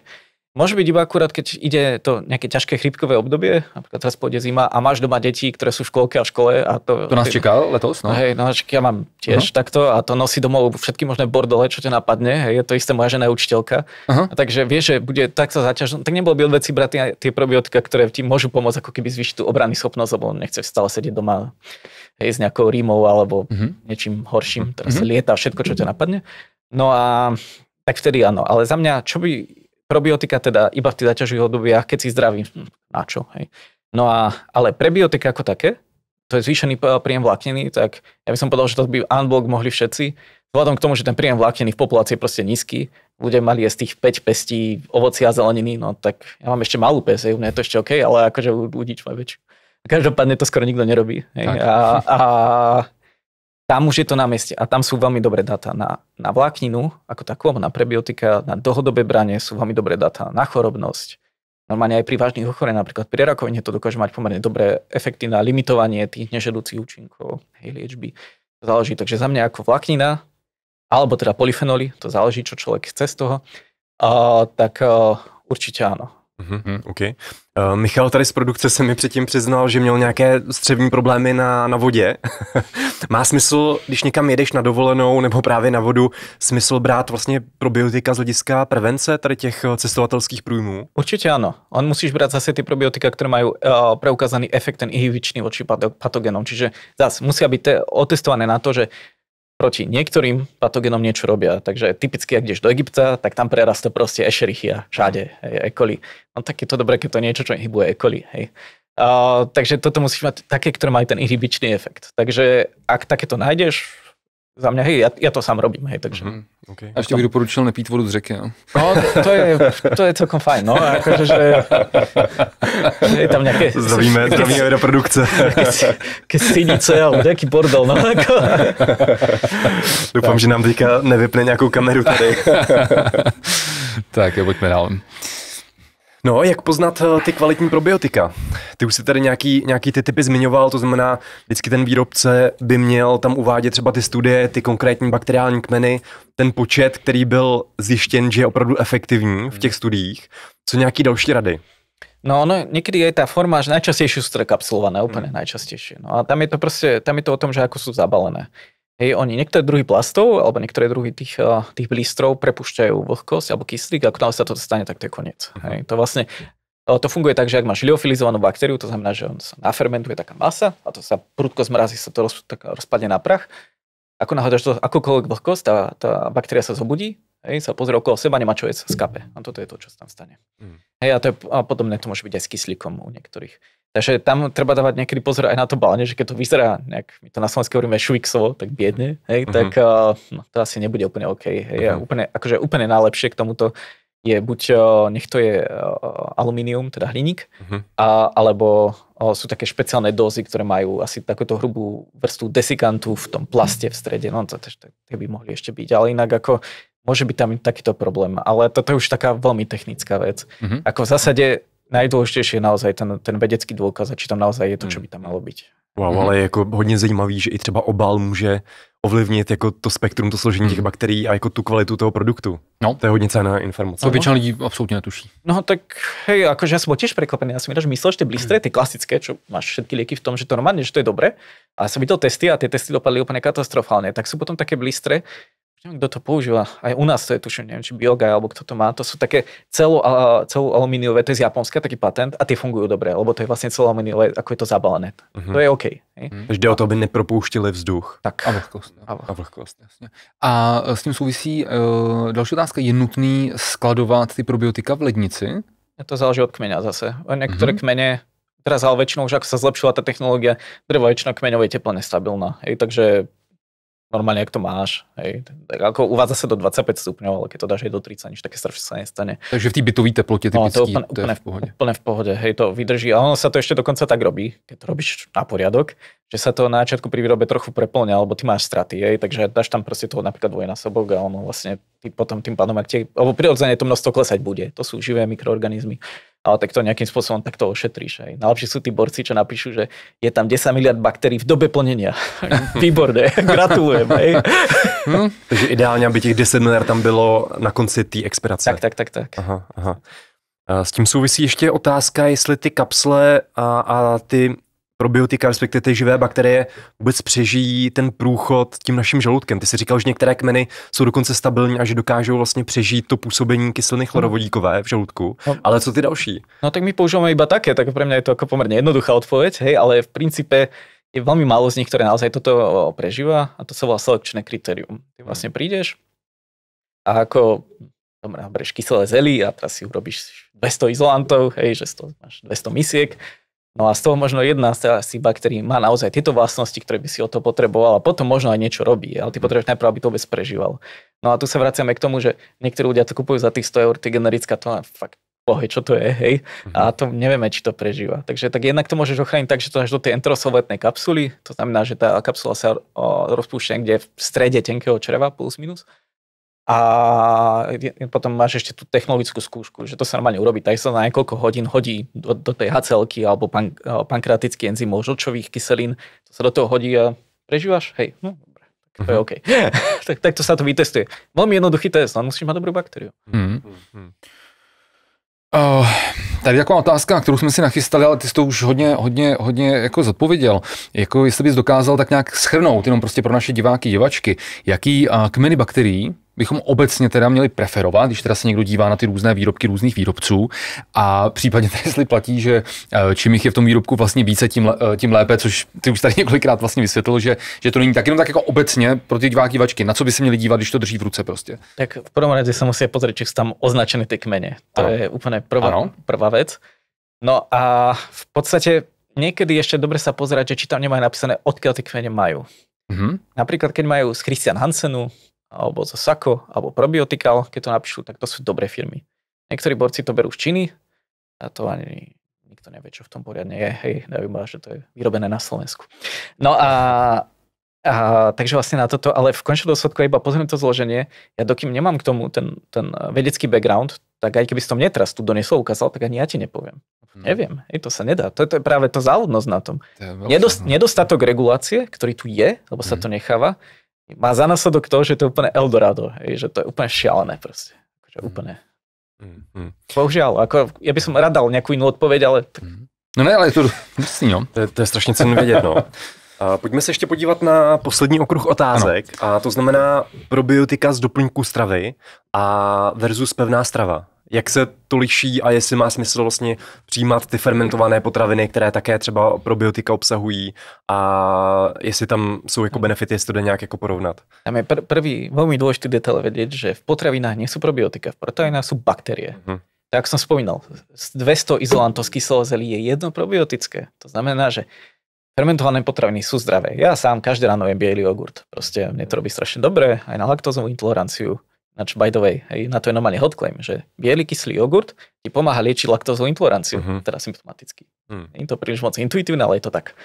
No a tak každopádne sú veľmi zdravé, ale oni sú plné iba nejakých baktérií. Ale výhoda toho je v tých potravinách, že tam nie sú iba tie baktérie, ale je tam ako keby aj ten substrát, v ktorom oni vyrástli a je tam všetko ten metabolický efekt.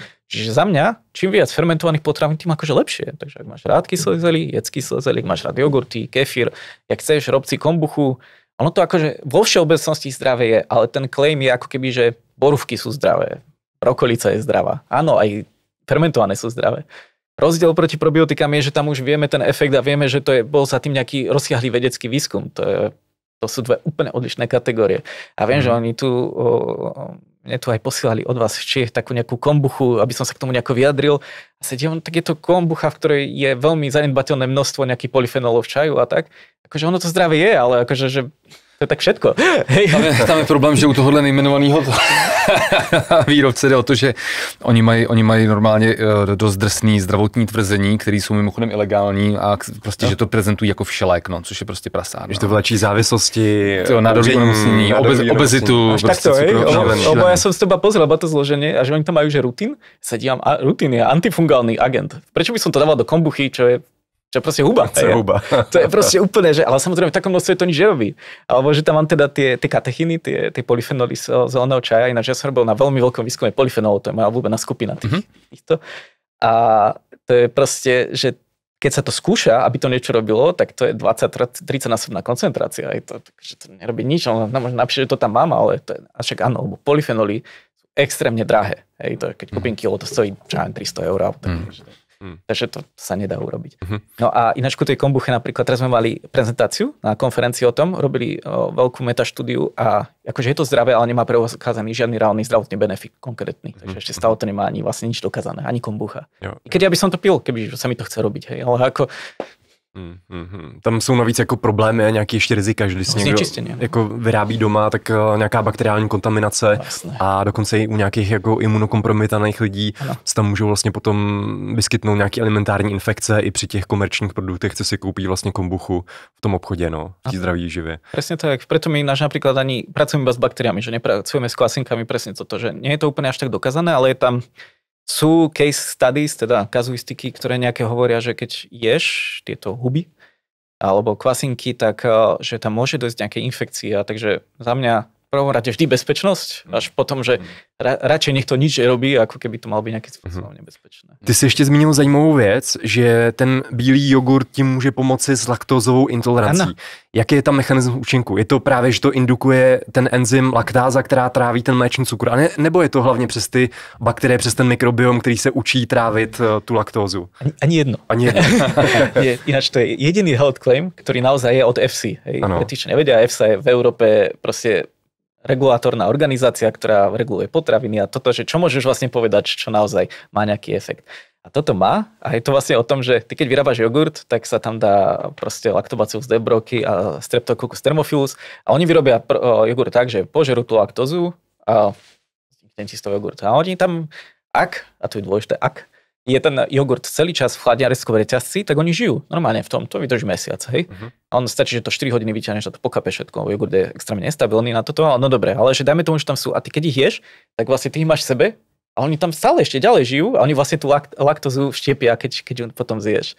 Ale že tých, samozrejme, oni sa hneď vyplavia a preto ju treba jesť potom každý deň. Takže u mňa napríklad, hej, na Slovensku sú veľmi populárne korbačiky, teda syrové nite. No tak keď jem ten biely jogurt, tak úplne v pohode môžem, keby som ho nejedol, no tak to by nebolo dobré.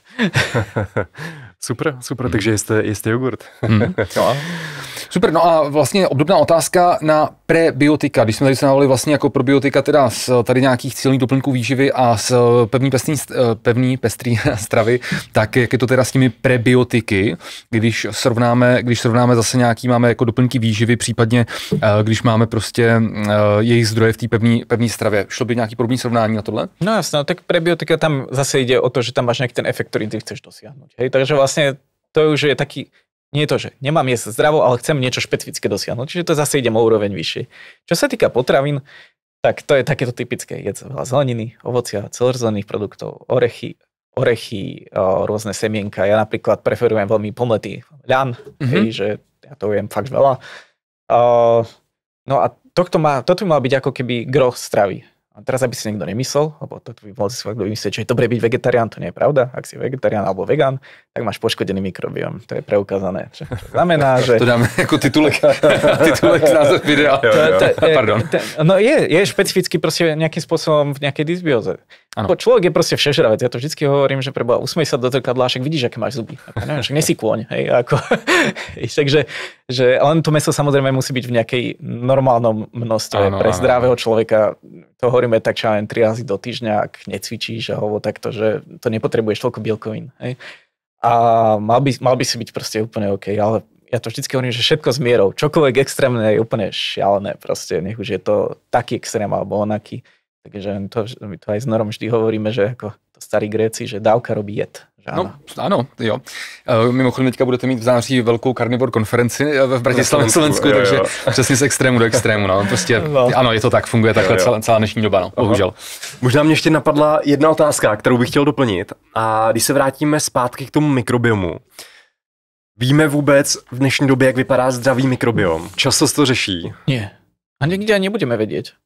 Ja som to To je individuální, pro každého může tak být vlastně optimální mikrobiom něco trošku jiného. Áno, a ešte môže mať iný ten metabolický profil, že niečo iné robí. No toto som sa minule chytil s jednou profesorkou tuto v Prahe. Ja neviem, ja som asi nejaký hadavý typ, hej, ale som mi hovorila, že to je podľa mňa úplne hlúpo položená, nie že hlúpo, ale nezmyselne položená otázka v konečnom dôsledku, keď sa nad tým hlboko zamyslíš, lebo pre teba je dôležité, aby ten mikrobióm robil pre teba nejaký efekt. V konečnom dôsledku, že čo tam je, nie je to jedno, hej? Ty potrebuješ od toho ten efekt.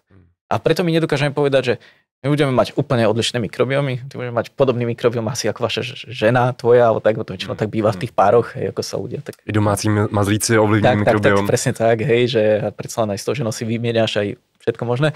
No ale inak máme veľmi odlišné, ale napriek tomu plne zdravý človek, hej. Dajme tomu zdravý, čo to je vlastne zdravý človek. My neviem povedať, čo to je zdravý človek, ako môžeme povedať, čo je to zdravý mikrobióm. Hej, to je úplne...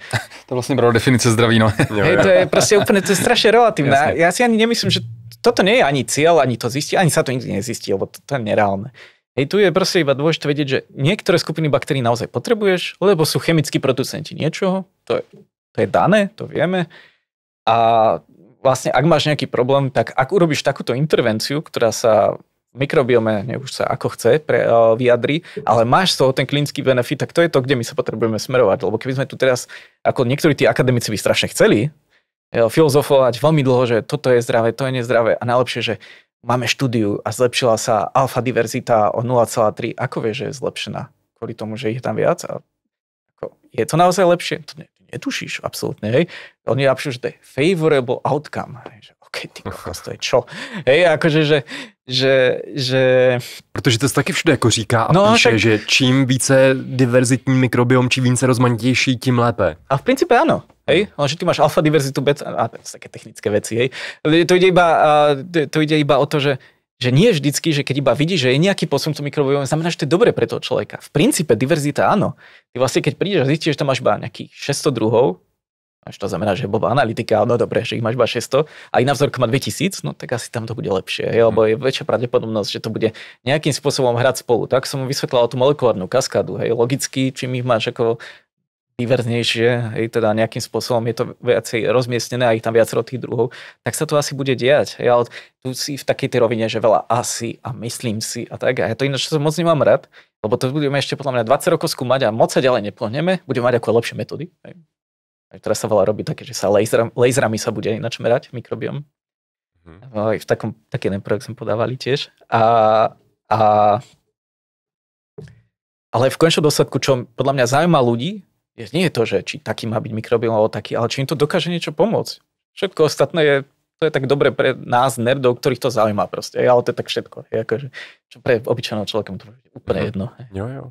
To si myslím, že je krásný závěr. Dáme ještě poslední otázku. Dáme. Ne, jako tady zaznělo úplně spoustu strašně zajímavých a přínosných věcí a to i pro nás, jako hrozně moc zajímavých věcí, takže jako za tohle fakt děkujeme. A jedna otázka na závěr, kterou my pokládáme úplně vlastně každému našemu hostovi. Logicky zveme si sem ne politiky, ale lidi, kteří se nějakým způsobem dotýkají zdravého životního stylu, výživy a podobně, fitness, pohybu a podobně. Takže otázka závěrečná na tebe. Kdyby si prostě za sebe měl našim posluchačům, posluchačkám, divákům, divačkám doporučit prostě v rámci zdravého životního stylu nějaký jedno prostě doporučení, jak být zdravější, co by to za tebe bylo? No za mňa jedzte viac zeleniny a kupte si trenažera a behajte na ňom. Dobře, super. Takže moc fakt děkujeme. Zaznělo tady spoustu skvělých informací. Věřím, že to prostě mnoha lidem otevřelo v mnoha ohledech oči, protože přesně narážíme tady na marketing, že prostě jakmile nějaký magický zaklínadlo obsahuje to probiotikum, tak hned prostě pro řadu lidí to je ten prodejní argument, proč si to teda musím koupit. Wow. Pro sebe cizí slovo, abych pro sebe něco dělal líp. Takže hrozně moc ti za tohle děkujeme. Mě mrzí, že jsem nebyl na té vaší konferenci, protože já jsem právě bral bohužel antibiotika. Byl jsem docela dost nemocný, byl tam jenom Míla, ale ta konference se prý ohromně taky vydařila, Mílovi se to hrozně líbilo. Takže vážíme si tady toho, že jsme se takhle vlastně skontaktovali, že třeba bude i do budoucna nějaká spolupráce, takže držíme vám palce v další vaší práci a výzkumech a budeme se těšit zase někdy příště. Moc díky, Martine. Ja ďakujem tiež veľmi pekne a mne sa tiež veľmi páči, čo robíte a budeme tiež veľmi radi spolupracovať. Tak to byl dneska velmi zajímavý díl, tady zaznělo opravdu spoustu informací, ale pojďme ještě rychle na 2 vaše dotazy jako obvykle. Takže nejprve uživatel Rudimex se ptá, dobrý den, chtěl jsem se zeptat, jak je to ohledně vlákniny a její konzumace, co se týká množství. Některé zdroje uvádí doporučený příjem 30 gramů denně, některé ale dokonce až 38 gramů denně a celkově se mi zdá, že je v tom v poslední dobou celkem zmatek. Děkuji za odpověď. To je skvělá otázka a souvisí s dnešním dílem, kdy jsme vlákninu částečně probírali. A my, když se podíváme na ty velké epidemiologické studie, tak ty prokázaly inverzní asociaci mezi příjmem vlákniny a celkovou mortalitou. To znamená rizikem úmrtí ze všech příčin. To znamená, jinými slovy, v těch studiích se opravdu ukazuje, čím více vlákniny máte v jídelníčku, tím nižší máte riziko právě třeba kardiovaskulárních onemocnění, diabetu, rakoviny a dalších těch chronických onemocnění. Je to až do příjmu zhruba 45 gramů vlákniny na den a je to z jednoduchého hlediska, protože v těch studiích nenalezli dostatečný vzorek lidí, kteří by konzumovali více jak 45 gramů vlákniny za den. Ale ty studie, co zatím máme, tak je tam opravdu inverzní asociace. Ukazuje se, že čím více vlákniny, tím lépe. Tím nechci říct, že by to bylo jenom kvůli samotné vláknině, ale je to i díky tomu, že samozřejmě ta vláknina se vyskytuje v těch úzovkách vodních potravinách, jako jsou celozrnné obiloviny, ovoce, zelenina, které obsahují spousty dalších benefitních látek. Chtěl bych tady uvést ještě takový disclaimer, že někteří lidé naopak s nadbytkem vlákniny, když je třeba vlastně ten nadbytek způsoben jednorázovým příjmem, můžou mít nějaké problémy, třeba zácpu, nebo naopak je to může jako prohánět, takže pozor na to, vždycky to množství vlákniny ve stravě zvyšovat postupně. Když se podíváme na ty obecná doporučení, tak třeba Česká společnost pro výživu, tak ta doporučuje zhruba 30 gramů vlákniny na den vlastně pro toho obecného člověka, pro zástupce běžné populace. Když se podíváme na nějaké jiné oficiální organizace, tak ty to už potom třeba dále ještě více specifikují a ti doporučují na každých 1000 kilokalorií v jídelníčku, co tam máme, tak přijímat 14 gramů vlákniny. To je ten adekvátní příjem. To znamená, můžeme si to velmi jednoduše spočítat, když mám jídelníček nastavený, ten příjem mám nastaven na 2000 kilokalorií za den, tak bych měl mít adekvátní příjem vlákniny těch 28 gramů za den. A individuálně někomu může sedět ještě více a ještě více to potom může snížit rizika právě třeba těch onemocnění, jako jsou ty kardiovaskulární onemocnění a podobně. Takže vláknina je určitě fajn a je dobré zvýšit její příjem v jídelníčku, protože většina z nás i podle těch průzkumů jich máme v jídelníčku nedostatek. Tak, to byla první otázka. Jdeme na druhý dotaz od Františka Klapeteky. A ten se ptá, měl bych otázku, jak změnit stravovací režim z kvantitativního na kvalitativní. Kupuju si spíše levnější věci, i kvalitní jogurty, kuřecí prsa a podobně, ale mám potom pocit, že toho musím sníst hodně. Myslíte, že by fungovalo, kdybych si kupoval dražší bioprodukty, že bych se tím naučil potom jíst toho míň? Díky. To je takový jako zajímavý dotaz, no. My jsme ho zase naschvál jako vybrali, protože podobný dotazy prostě nám jako chodí, lidi v tom mají trošičku, mi přijde v těch věcech obecně jako guláš, tak jako, prosím vás, když začnu nějak obecně, nadevší pochybnost má smysl pro všechny z nás prostě bez rozdílu preferovat v jídelníčku minimálně průmyslově zpracované potraviny. Řekli jsme to tady už asi milionkrát. Takže pokud se bavíme jako o ceně, tak můžeme prostě vidět, že ano, řada prostě třeba nějakých kvalitních minimálně průmyslově zpracovaných potravin, ano, třeba může stát jakoby více než nějaký levný, vysoce průmyslově zpracovaný potraviny, které jsou prostě snadno dostupný za tu malou cenu, toho koupíme vlastně větší množství a tak dále. Takže vlastně jako někomu se pak může zdát, že ten kvalitní jídelníček jakoby je teda tím pádem dražší, ale právě tam jde o to, že ten zjednodušeně řečeno kvalitnější jídelníček prostě složený z těch více vhodných potravin, těch méně průmyslově zpracovaných potravin, tak prostě ten efekt může být ten, že oni mají větší sytící efekt. To znamená, tyto méně průmyslově zpracované potraviny zpravidla obsahují větší množství třeba bílkovin, větší množství právě té zmíněné třeba vlákniny, větší množství některých minerálních látek, vitaminů a tak dále. A jak už jsme tady asi 150krát říkali, třeba největší sytící efekt právě ze všech makroživin mají ty bílkoviny. a vláknina a některé minerální látky a podobně. Takže samozřejmě, že když někdo teda zjednodušeně řečeno jako začne jíst jako kvalitněji, tak zároveň prostě to má i ten efekt, že mu toho v uvozovkách třeba jakoby může stačit jako sníst méně a nemá furt ty chutě a nutkání třeba uzobávat něco dalšího a něco dalšího. Jo? Ale jako nemusí to být pravidlo. Zase může to být tak, že když člověk logicky začne konzumovat třeba více zeleniny, tak když si tu zeleninu jako zváží tím, že obsahuje hodně vody, tak vlastně na ten objem, na tu hmotnost to zase může být víc než nějaký malý balení třeba chipsu. Jo, takže zase je to o tom kontextu, chce, aby mě jako každý správně pochopil. No a kdybych tady ještě nějak odpověděl na ty bioprodukty, tak jako nemyslím si, že pokud bychom vzali úplně ty stejné potraviny ve stejné kategorii, to znamená fakt jako prostě kuřecí prso, já nevím, celozrnný pečivo, prostě cokoliv jako dalšího, zeleninu, ovoce vypěstovaný a tak dále. A ať už by to byl teda produkt z nějakých velkochovů, nebo by to byl produkt nějakého ekologického zemědělství, nebo by se jednalo prostě o biopotraviny a podobně, ale byly by to jako srovnatelné produkty, tak si nemyslím, že by tam byl úplně jako signifikantní vliv, že těch biopotravin by mi stačilo sníst jako polovinu. Obecně ty biopotraviny samozřejmě jednak mají ten ekologický rozměr, do toho my se tady teďka pouštět nebudeme, ale ano, pro řadu lidí to je samozřejmě to hlavní, jak se třeba k tomuhle segmentu dostanou. A zároveň některé analýzy třeba mohou ukazovat, nebo ukazovaly v minulosti na to, že to má prostě ty lepší organoleptické vlastnosti, to znamená, že to jablíčko v úzovkách je červenější, že třeba je chuťově výraznější, ale když se pak dělali analýzy, třeba kolik to obsahuje mikronutrientů, tak se to prostě signifikantně nelišilo. Bavíme se tady třeba o odchylce 1%, ne, že by tady v bio jablíčku nebo v nějaký jiný biopotravině bylo třeba 2x větší množství těch mikronutrientů a obecně by tedy šlo říci, preferujte výhradně ty biopotraviny. Jde zase o ten kontext. OK, tak to bylo pro dnešek úplně všechno. Zase to byl velmi, velmi obsáhlý rozhovor, velká spousta informací. Já jsem si to strašně užil a samozřejmě ještě na závěr nesmíme zapomenout poděkovat našemu exkluzivnímu partnerovi společnosti Mixit za to, že podporuje náš podcast a vědecky podložené informace. A pokud i vy chcete podpořit náš podcast, jděte na web mixit.cz a nakupte tam s naším slovním kódem IMV právě třeba tady ty skvělý oříšky. Jsou dobrý.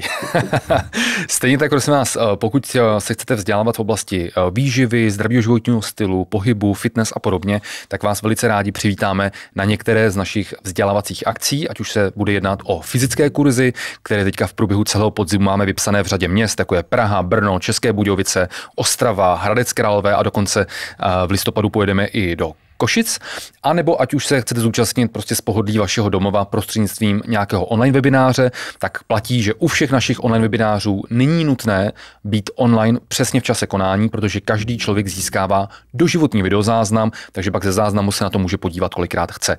Kompletní kalendář a seznam všech našich fyzických kurzů i online webinářů najdete na našem webu imb.cz v sekci akce. Děkujeme také produkci Pixbo Studiu za tohle krásné studio a za produkci podcastu.